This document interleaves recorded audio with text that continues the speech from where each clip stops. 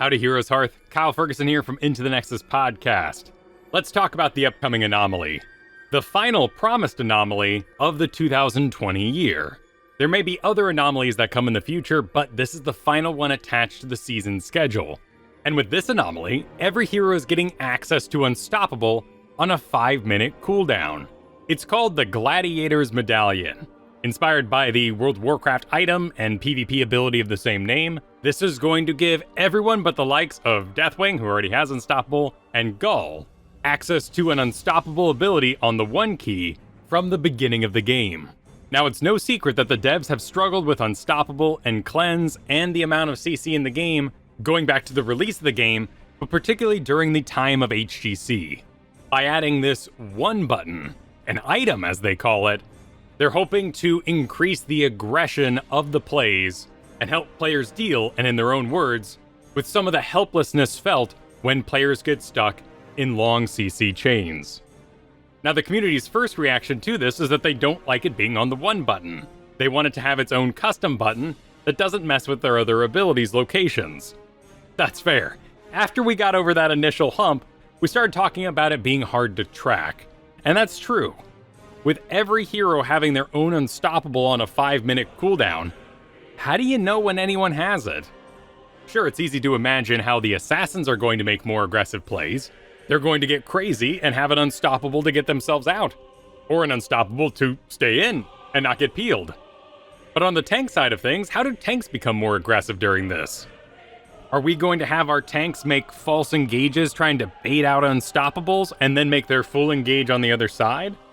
Is the game going to go longer because teams don't want to fight without their Unstoppable on cooldown? So they end up playing some ring around the rosy, avoid the team fight at 20, until everybody has their Gladiators Medallion. In solo queue, where everybody's trying to make sweet plays for themselves and carry, this seems to me like a perfectly fine anomaly. But in coordinated play, like NGS, Heroes Lounge, the upcoming CCL, this could change things dramatically, and could change the hero pool. So let's do some theory crafting, with the disclaimer that this is a 5-minute cooldown.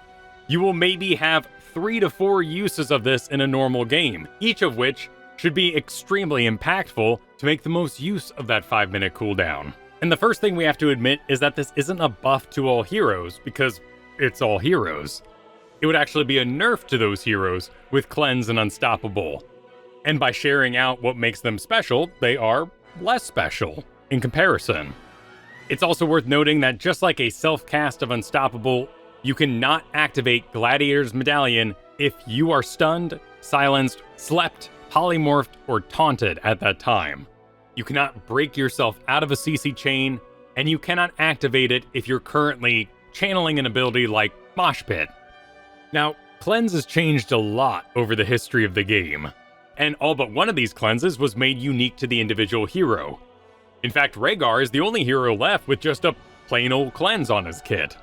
Also, to stop these healers from making their own sweet plays, they made it so Cleanse couldn't be self-cast. You had to use it on an ally. So Cleanse is already quite a bit different than our Gladiators Medallion. Cleanse can only be targeted on an ally, while Gladiators Medallion can only be cast on yourself. Those heroes with a level 7 Cleanse still on their kit are Lily, Rhaegar, Uther, and Whitemane.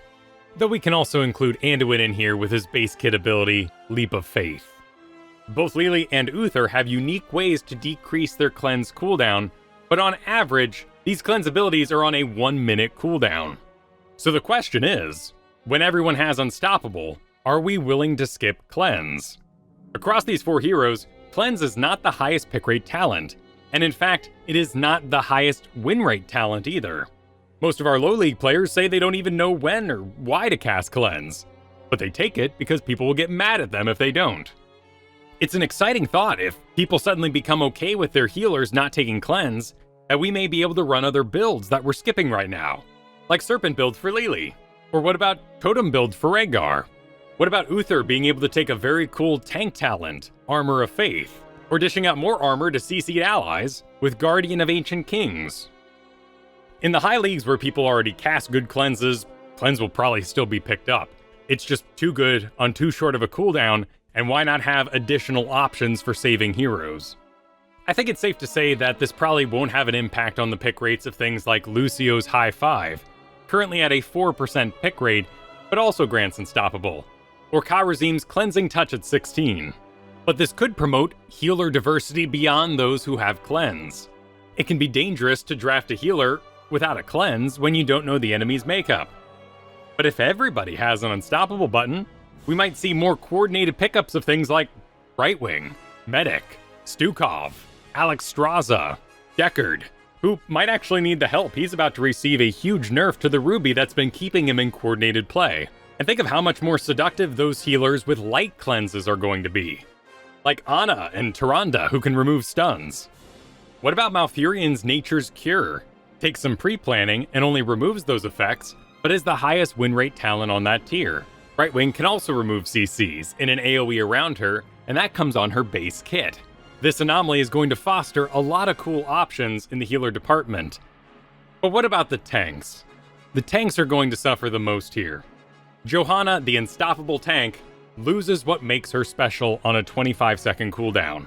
Or does she benefit from having an emergency extra unstoppable button that's not tied to a shield? It's hard to imagine a world where Garrosh is gonna say, I'm good, I'm gonna pass on Indomitable at level 4 on a 40-second cooldown. Let me try out this In for the Kill or Thirst for Battle talent.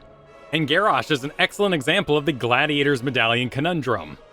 Wrecking Ball is on a 16-second cooldown. This means there could be 18 casts of Wrecking Ball in between each cast of Gladiators Medallion. And what if he only lands his combo when he uses Indomitable? Well, he can cast 7 Indomitables in between the time of a Gladiators Medallion cooldown. So if this is a stomp, if a hero dies every time Garrosh combos, we just took the number of deaths from 7 to 2. Or if he always uses it on the same hero, from 7 to 6. That's still very impactful. But take for instance Blaze, whose level 1 Unstoppable is tied to a quest. He's got some decent options now at level 1. Blaze might be able to skip new habits and still do a combustion build. Now there's a sea of other weird unstoppable talents like Malthael, Sylvanas, Zarya, those tied to heroics like Diablo's Lightning Breath. Level 20 talents like those on Imperius and Raynor.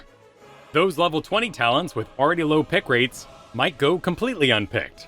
Or we might say, hey, let's stack on another unstoppable. Why not? Are Urels at level 20 really going to pass on a 10-second unstoppable? But the one that interests me the most is on Arthas. Icebound Fortitude. Arthas already feels pretty risky in the main tank role. Icebound Fortitude is Arthas's only counter to heavy CC comps. And it's not that great at that job. If anything, it's just a nice general tank talent. But combo that pick alongside an unstoppable on a 5-minute cooldown, Arthas might be able to get some cool stuff done out there. And let's talk about those heroes empowered by the Gladiators Medallion. How are you gonna stop a Wrath of the Berserker Sonya? What about ETC popping Unstoppable as he heads in for his power slide into a mosh? What about our quicker channeled abilities that you could pre-pop the Unstoppable for, like Kael'thas's Pyroblast or Mal'Gannis's Dark Conversion? Those could see a big increase in pick rate and win rate. Now, some heroics just seem ridiculous to use your Gladiators Medallion on. For instance, Samuro's Blade Storm is on a 25-second cooldown. You could make the start of that unstoppable, but it seems kinda silly. What's more interesting to me is that Unstoppable removes blinds, and some heroes are heavily countered by blinds, and those sort of heroes often come down to one big fight in a game. Zul'jin, Butcher, Fury Varian. What if they could remove their own blinds? Do they really need to do that more often than once every 5 minutes? That could completely change a fight. We could say the same for Blue Build Zul or Tychus. But there are also those heroes that are going to suffer immensely when every hero has Unstoppable. First one that comes to mind after my recent video is Chromie. Chromie's already receiving a bit of a nerf with this patch. If all heroes can give themselves Unstoppable, Chromie better be damn sure she's casting it on a different hero each time she casts Temporal Loop. And there's no tracker for this. How is Chromie supposed to know who has their Gladiators Medallion on cooldown on the enemy side? Just be the most observant gnome in the world? And Kel'Thuzad might suffer when important staggers or deletes are denied him. Granted, Kel'Thuzad has very short cooldowns in comparison to the 300 seconds on that medallion. Kel'Thuzad will be spamming his abilities, but the important kills could get away. What about Kira, who is left high and dry if Revolving Sweep is cleansed off, leaving her in a weird location? What about the world of options that open up for interrupting mosh pits? Those stuns that are too short range, or don't come with their own unstoppables. Those can now stop the mosh. But it might be really fun to be that impactful, to use your game knowledge, to know exactly which CC you want to avoid. Imagine you're on Sky Temple, you're taking a boss, Falstad flies in, mighty gusts. But you hit that unstoppable, you're still on the pad, no boss was stolen. That's a once in a game happening. A 5-minute cooldown is perfectly acceptable there. All in all, this is looking to be a pretty big shakeup, particularly for those high league players who main very small hero pools, who can really take advantage of those moment-to-moment decisions, who can make the most out of the economy presented by a Gladiators Medallion. But we've seen anomalies go away. Will this one stick around for the whole season? Will it become a permanent addition to Heroes of the Storm? Comment below with your thoughts on the Gladiators Medallion. Like it? Love it? Hate it? Let me know. Don't forget to like and subscribe here at Heroes Hearth, and ring that bell as well.